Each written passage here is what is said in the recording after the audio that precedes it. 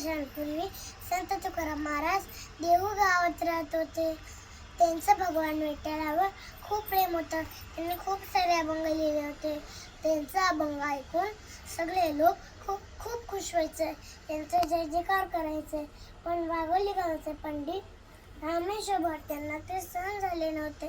रामेश्वर भट देहू गावात आले आणि म्हणाले, हे अभंग फक्त संस्कृत भाषेतच केला पाहिजे. तू हे अभंग मराठी भाषेतून महापाप केला आहेस. त्यावर तुकाराम महाराज म्हणतात, मी कोणतेही पाप केले नाही. माझा विठ्ठल माझ्याकडून हे अभंग लिहून घेत आहे. त्यावर चिडून रामेश्वर भट म्हणतात, खोटं बोलू नको. जर हे खरंच त्याने लिहून घेतलं असतील तर त्यांची परीक्षा लिहावी लागेल.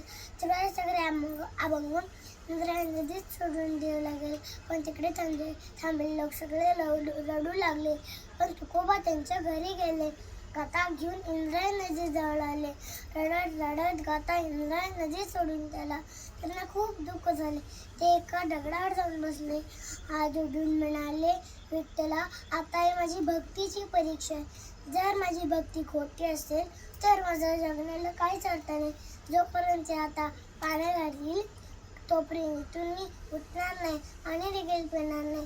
सगळे त्यांना वाकडीचे तुकडे आणायचे, दुधाचे भांडे आणायचे, तरी ते काहीच पिले नाही, काहीच खाल्ले नाही. तसंच खूप दिवस गेले. पण 13व्या दिवशी चमत्कार झाला. पाण्यात बुडवलेला अभंग तरंगत वरती आले. सगळ्यांना खूप आनंद झाला.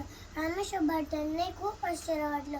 रामेश्वर भट हात जोडून म्हणाले, मला माफ करा. तुम्ही खरं देव आहात. मी तुम्हाला ओळखू शकलो नाही. सगळ्यांना खूप आनंद झाला. पण तुकोबा जडून म्हणाले,